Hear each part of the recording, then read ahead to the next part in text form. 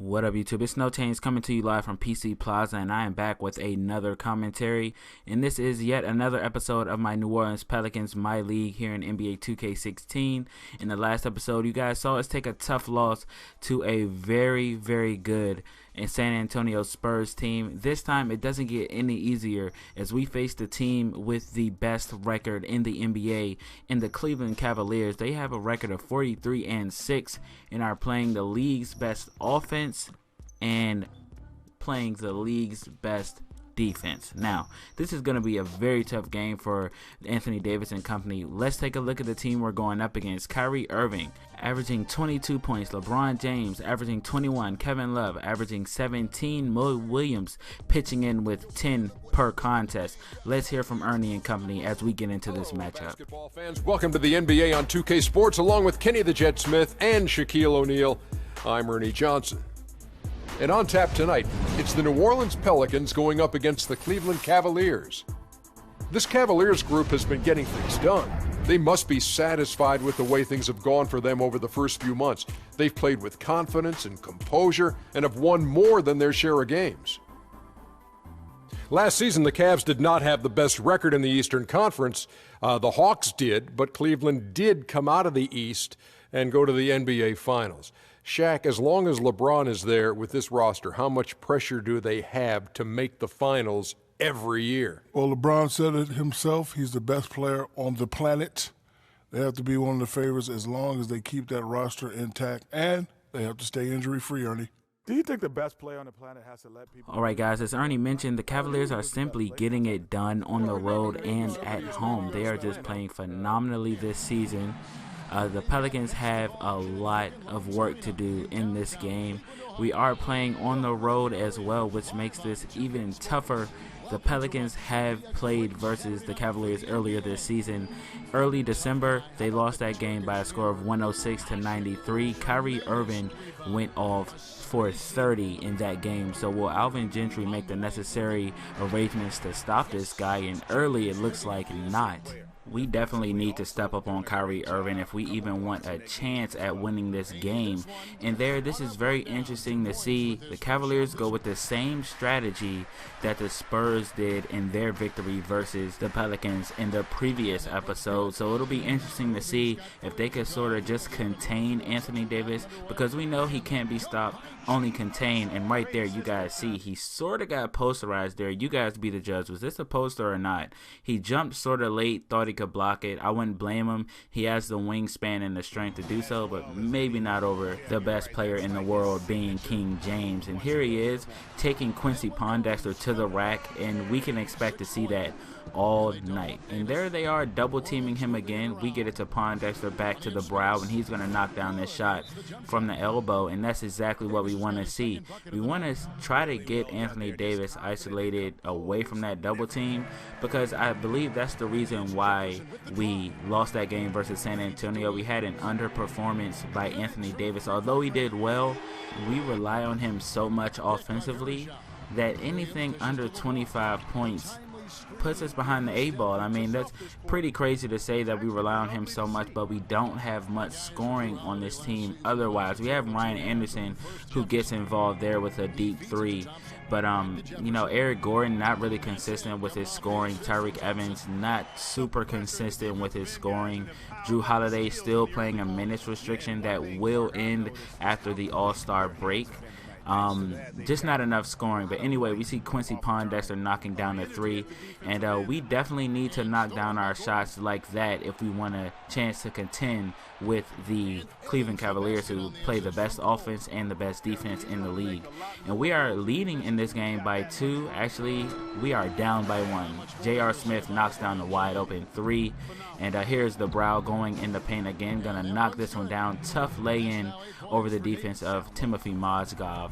And here's Kyrie Irving dishing it to LeBron James, backing down, stepping back. Gonna get the and one. Wow. LeBron's down there saying This is all in a day's work as he gets the crowd here in Cleveland hyped up for that basket. I don't believe the foul. I didn't see the foul, but it is what it is. LeBron James, front runner for MVP right now, is going to get those calls. And here is the two-time NBA champion going to the line to convert the three-point play. Let's see if he's able to do so. It is up and bounces and is good. We are trailing by 2 points now in this game. Ryan Anderson trying to find an open look. Kicks it out to Eric Gordon. Crosses over on J.R. Smith and goes in for the two-handed flush. What a crossover by Eric Gordon there. We can get that Eric Gordon some nights, but just not consistently. And there's LeBron James getting his own rebound, going to put it right back up, showing no regard for the defense of Ryan Anderson there, and gets the lay-in to go. We're running in isolation. There's Tyreke Evans just using his size to his advantage versus the smaller defender, and Kyrie Irving definitely helped him out there. And there's Ashik with the steal, running the break, going to go up over LeBron James, and it goes down. Omer Ashik, another player we don't really see perform well consistently, but tonight he's bringing his A game on the road where we really need a performance. And here's Alexis Ajinça, another one of our bigs, putting on a show offensively in the paint, finishing with the hook shot over Anderson Varejao, definitely using his size to his advantage there. And here's Anthony Davis with a few pump fakes and a step back jump shot. That's going to go down. Kevin Love unable to defend Anthony Davis, and we're going into halftime with the score of 55-48. Pelicans in front. Let's hear from Doris Burke and LeBron James. Hey, Kevin. Well, LeBron, aside from you, it became a real struggle on the offensive end. What are they doing?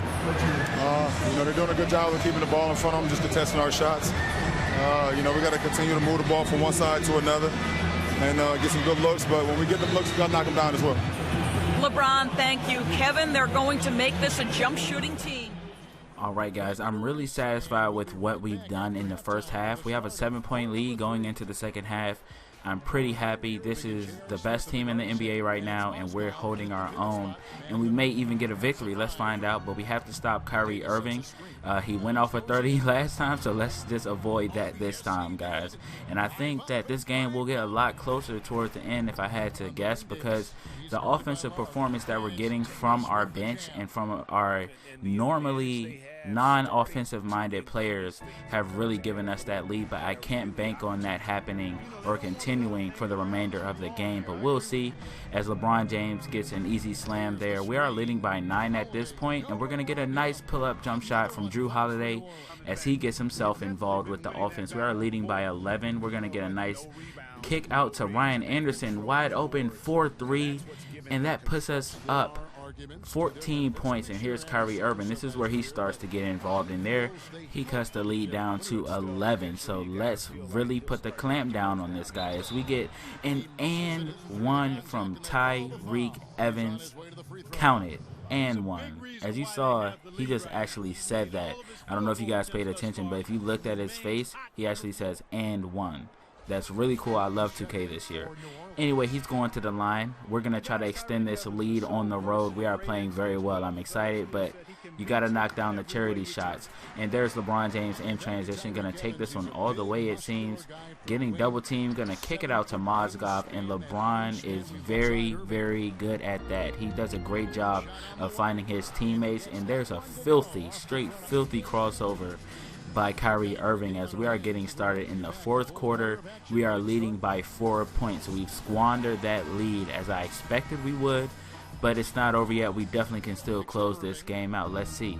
Here's Kyrie Irving again hitting me with another filthy crossover, and he misses that time, then gets his own rebound and puts up the and one. This guy is unbelievable. We cannot defend him as he goes to the line to convert this 3-point play. Let's see if he's able to do so. Looking back on this game, I probably should have switched the matchup. I probably should have put Tyreke Evans on Kyrie Irving just to have that size advantage. But right now, he's going off. We have to do something to stop it. Let's see what Tyreke Evans can do on the offensive end. He's going to kick this one to Anthony Davis. Mozgov not stepping up. You know Anthony Davis is about that life now. So he knocks down the 3, extends our lead. We are in good shape right now. We just have to tighten up on defense. And there's Kyrie Irving again, free lane to the basket. Agenda unable to pin that one to the backboard. Here's J.R. Smith with the rock. You know he can knock down a few shots, but instead he kicks it to Kyrie Irving, and once again he crosses me up. I know I played terrible defense, but I just can't back down when there's a player going off. I go at that player defensively. Even if I'm losing, I still like to play user defense. And here's Anthony Davis again in the fourth quarter. You guys have seen this before. He's gone off in several fourth quarters this season to give us victories. And here's LeBron James just doing whatever he wants with Quincy Pondexter. I'm surprised he hasn't gone off for you, but here he is again handling the ball, fighting through the double team, finding Mozgov, and that's an easy standing slam for him. And here's Mozgov again, recognizing the mismatch, gonna put this one up, and that's good. It's a tie game with 3 minutes here to go. We get a steal from Drew Holiday. He's pushing it up court. He's gonna lob this one up to Anthony Davis, and he will finish at the other end of the oop, and he gets that one to go down. We are leading in this game now. Get your camera phones, folks. The crowd really liked that one. So here's LeBron James getting double teamed, but we left Kyrie Irving. Not sure why I did that, guys. Tie game at 94. 1 minute and 20 seconds left to go. We're running in isolation. Here's Tyreke Evans calling for the pick from Masik. Gonna take this one at the chest of Timothy Mozgov, and he gets it to go down. Nice play by Tyreke Evans. He's like, calm down, guys. Anthony Davis isn't the only guy who can go off in the fourth quarter, getting some real love from his teammates as he gives us the lead. 96-94, wide open off of the inbound. There's LeBron James getting this crowd to their feet. 96 all, mismatch in the paint. Here's LeBron James almost getting the and one. He's going to go to the line and hopefully give his team the lead. Let's see if he's able to deliver in another clutch moment in his career. He's going to miss the first one. That is surprising. That is very good for us. Gives us a chance to get the lead on the other end. So is he going to knock down the second?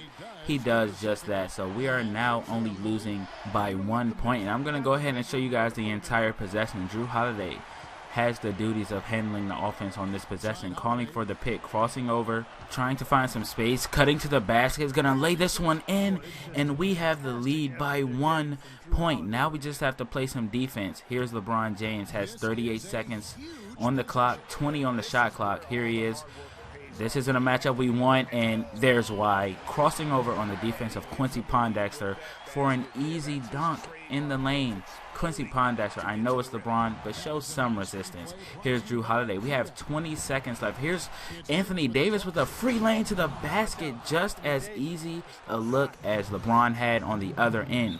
We retake the lead 100-99. Here's LeBron again.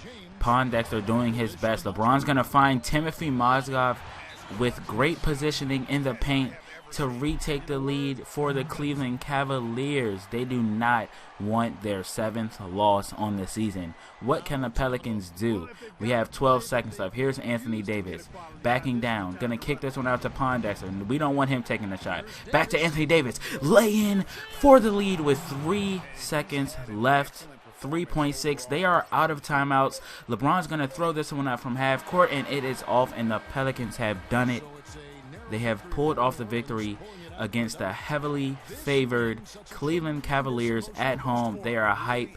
They're acting like they just won the NBA Finals. That's how big this win is for this team. The Pelicans have done what only 6 other teams have done this season, and that is defeat the Cleveland Cavaliers. And they have done what no other team has done in beating this year's Cleveland team at home. That is something that no other team has done this season.